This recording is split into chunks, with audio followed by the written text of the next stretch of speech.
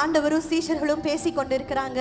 நான் எருசலேமுக்கு போக போறேன், மரிக்க போகிறேன் எல்லாம் சொல்லும் பொழுது பேதுரு சொல்றாரு, பயங்கரமா தைரியமா வந்து சொல்றாரு, ஆண்டவரே காவலிலும் சாவிலும் நான் உங்களோட இருப்பேன். உங்களை அவங்க ஜெயில போட்டாலும் நான் வந்து நிற்பேன். நீங்க உங்களை சிறுவையில அரைஞ்சாலும் நான் வந்து நிற்பேன். நான் உங்களோட சேர்ந்து மரிக்கவும் ரெடியா இருக்கேன்னு சொல்லி உணர்ச்சி வசப்பட்டு சொல்றாரு.